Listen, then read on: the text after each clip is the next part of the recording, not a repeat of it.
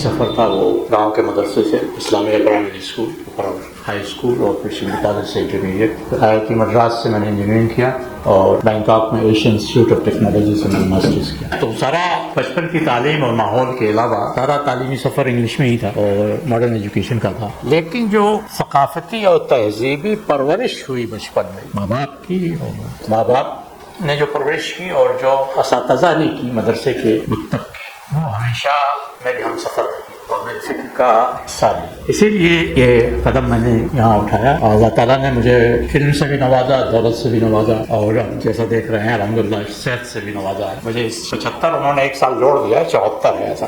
میری عمر 1950 کی پیدائش ہے میری، تو صحت بھی اللہ تعالیٰ نے نوازا ہے۔ تو یہ تینوں چیزیں ہونے کے بعد اگر ہم امت کے لیے، عوام کے لیے، قوم کے لیے کچھ نہ کریں یا کچھ نہ کرنے کی نہ سوچیں تو پھر میرے خیال سے بڑی مشکل ہوگی جواب دینے میں اس کے لیے جب ہم سے حساب و کتاب ہوگا۔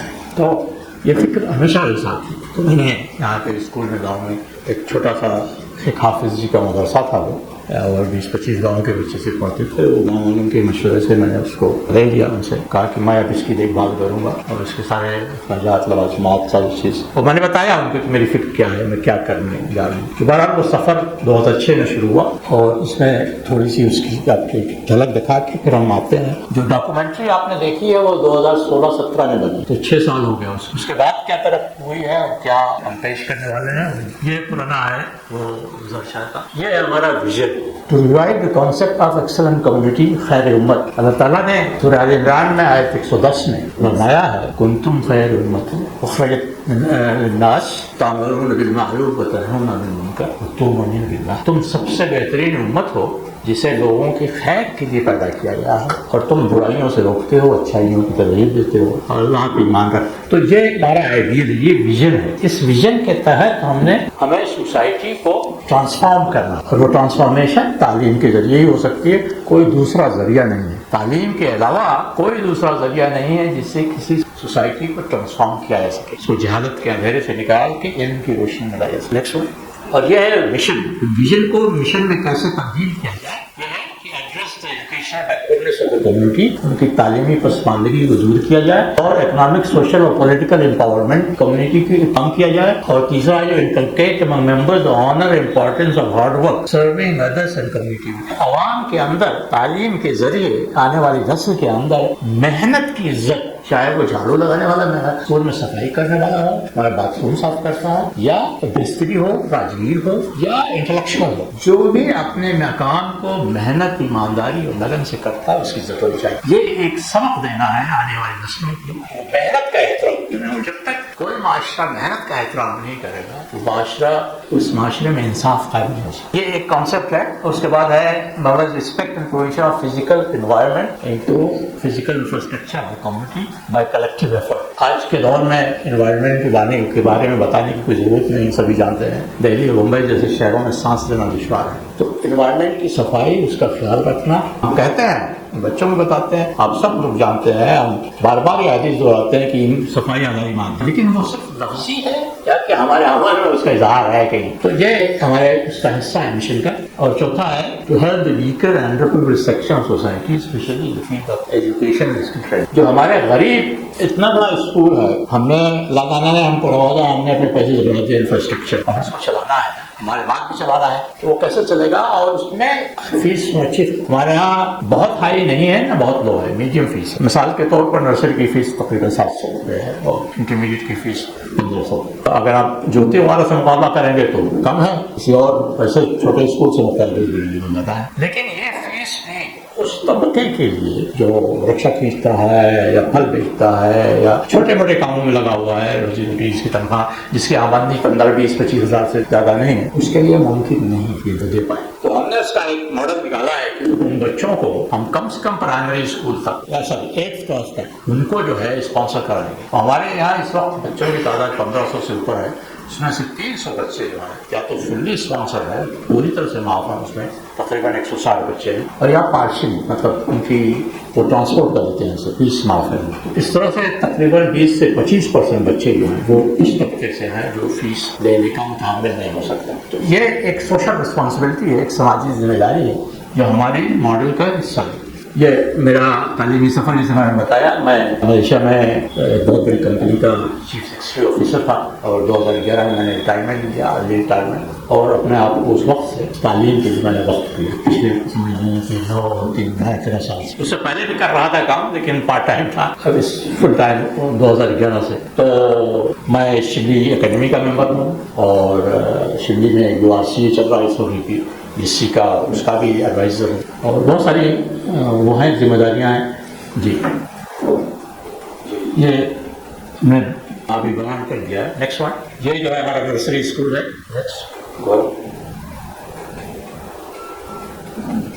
یہ جو ہے پرائمری اور سیکنڈری اسکول ہے۔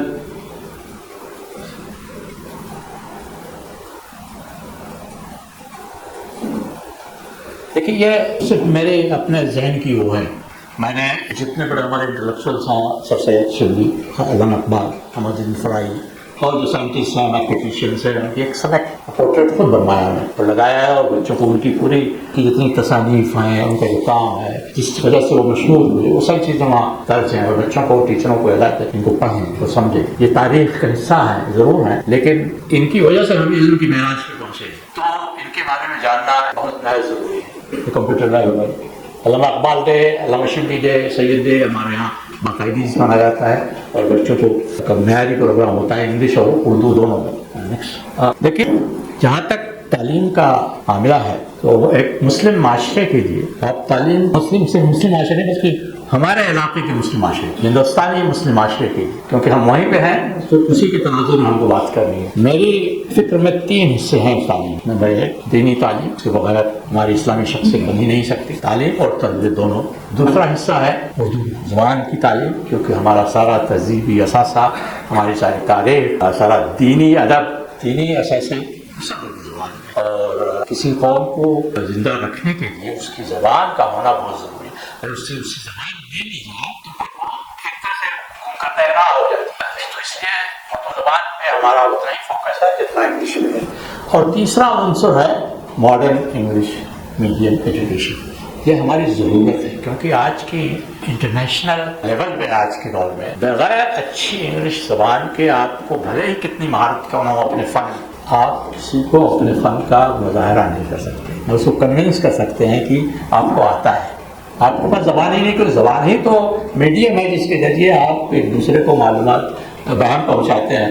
تو اگر آپ کو انگلش نہیں آتی تو آپ کسی بھی انٹرویو میں کوالیفائڈ ہونے کے باوجود، اسکل اور فن جاننے کے باوجود آپ کامیاب نہیں ہوں، کامیابی کی چاہیے امکانات کا بہت کم ہو جاتے ہیں۔ تو ایک اچھے انگلش کا ہونا، جاننا، بولنا نہایت ضروری۔ تو یہ 3 عناصر ہیں جن کو ملا کے ہم نے اپنے اسکول کا نظام اور ماحول تیار کیا۔ اب اس کے بعد ہائی اسکول کے بعد، ہائی اسکول لیول کے بعد ہم نے وہاں پہ ریزیڈینشیل ہاسٹل، بچیوں کا ہاسٹل ہے اور بچوں کا ہاسٹل ہے، اور ان کو ہاسٹل میں ہمارے یہاں 3 طرح کی کینڈیڈیٹس، 3 طرح کے بچے ہیں۔ ایک ہیں جو ڈراپ آؤٹس ہیں، جو مدرسوں سے آئے ہوئے بچے ہیں، یا بہت ہندی میڈیم سے، گورنمنٹ کی اسکولوں سے آئے ہوئے بچے ہیں، لیکن ان کو آتا نہیں، نالج بیس ان کا بہت خراب ہے، بہت پور ہے۔ ان کی عمر 12 سال ہے اور ان کو تعلیمی لیول درجہ 3 درجہ 4 کا بھی نہیں ہے، بیسک میتھمیٹکس نہیں کر سکتے، انگلش نہیں ہے پڑھنے آتی۔ تو ایسے بچوں کو ہم نے کہ ہاسٹل میں 6 مہینے، اس کا نام ہے اکیڈمک ICU، ہم ان کو پوری 24 آور نگرانی کر کے ان کو برج کورس کراتے ہیں، اور ان کو اس عمر کے لحاظ سے جس کلاس میں ان کو ہونا چاہیے اس کے برابر کر کے پھر ان کو کلاس میں داخل کرتے ہیں۔ یہ ہے ایک گروپ ہے بچوں کو، ان کو کہتے ہیں اکیڈمک ICU۔ نمبر دوسرا ریگولر بچے ہیں جن کے والدین افورڈ کر سکتے ہیں ہاسٹل میں رکھنے کے لیے، وہ بچے ہیں جو بہتر کرنا چاہتے ہیں، وہ ریگولر بچے ہیں۔ اور تیسرا گروپ ہے نیٹ اور JEE کا، جو کمپٹیٹیو ایگزام کی تیاری کرنا ہے، جنہوں نے انٹرمیڈیٹ کر رہے ہیں۔ ظاہر ہے ہینا پبلک اسکول ایک اسکول ہے، 1500 بچے ہیں، 2000 بھی ہو جائیں، 2500 بھی، تو یہ پورے اعظم گڑھ کمیونٹی کے لیے بھی نہیں کافی ہے۔ اعظم گڑھ کی آبادی اس وقت 60 لاکھ ہے، اگر اس میں آپ 20% مسلمان مان لیں تو 12 لاکھ مسلمان. 12 لاکھ میں کم سے کم 2 لاکھ اسکول اور کالج اور یونیورسٹی کو انسٹیٹیوٹ ہونے چاہیے. اب 2 لاکھ اگر ایک اسکول میں 2000 بچے ہوں تو آپ کو 100 اسکول چاہیے اس طرح کے. ایک ہم کو دیکھیے قوم کو آگے بڑھانے کے لیے 2 چیزوں کے افراد سازی ادارہ سازی. افراد پیدا کرنے ہیں, ادارے بنانے. آپ یہ امید نہیں رکھ سکتے کہ ہمارے بچے کم سے کم اسکول کے لیول تک, ہائی اسکول تک اوروں کے ادارے میں پڑھیں گے اور وہ مسلمان ہوں گے. کوئی آپ اس کی امید مت رکھیے. اس کو ہائی اسکول تک کم سے کم ہمارے اپنے اداروں میں پڑھانا ہے, اور وہ ادارے جہاں صرف تعلیم نہیں بلکہ دینی تعلیم اور تربیت ہو, اور پھر وہ ہائی اسکول سے نکل کے انٹرمیڈیٹ سے نکل کے انشاءاللہ کہیں بھی جائیں گے تو اپنے مقام پہ قائم رہیں. میجورٹی ہوتا 2-4% ضائع ہو سکتے ہیں, اس سے زیادہ نہیں ہو سکتے. لیکن جو ماحول جو چل رہے ہیں حالات, اس میں تو بہت ہی فکر مند ہونے کی ضرورت ہے.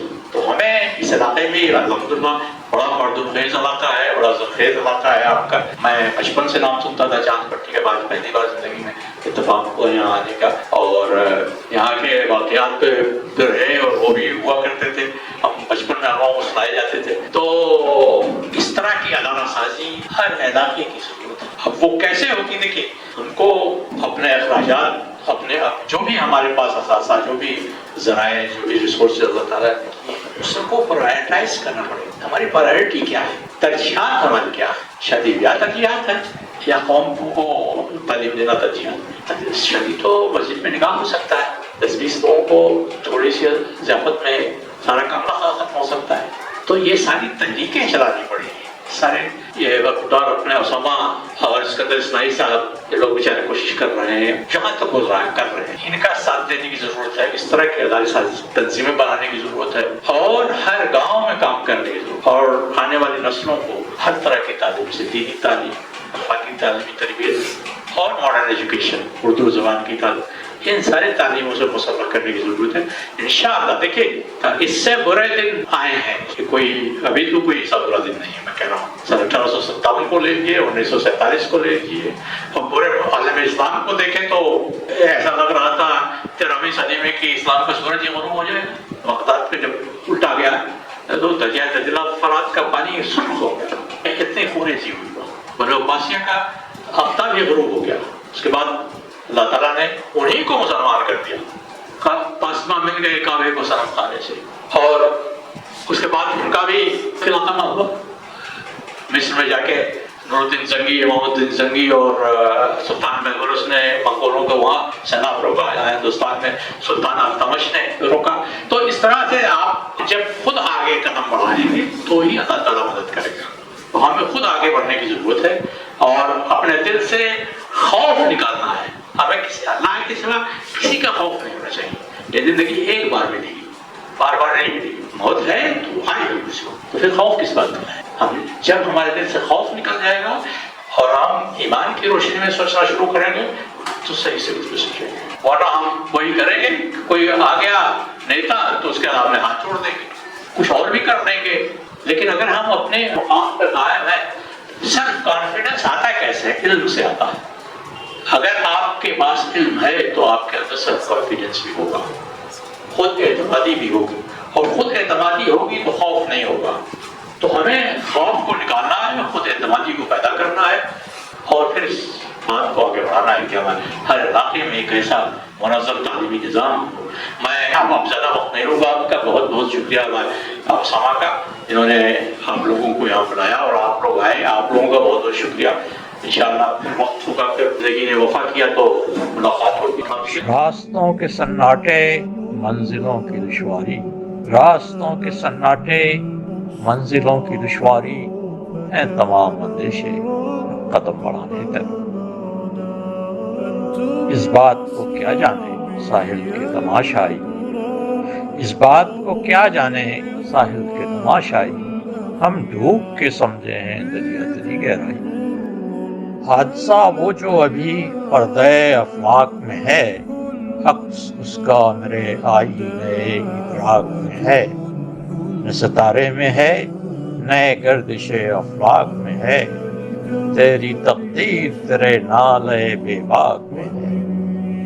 کیا عجب میری نواحائے سحرگاہی سے کیا عجب میری نواحائے سحرگاہی سے زندہ ہو جائے وہ آتش کہ تیری خاک میں ہے، توڑ ڈالے گی یہی خاک طلسم شب و روز، توڑ ڈالے گی یہی خاک طلسم شب و روز، گرچہ الجھی ہوئی تقدیر کے پیچاک میں ہے۔ رسولي طال بي الفراق والشوق قد ملأ الآفاق وشوق القلب مقسى دمع عيني يذرف والقلب حبا يرجف وأنا Thank you very much for your time and attention. Inshallah, we'll move forward from here.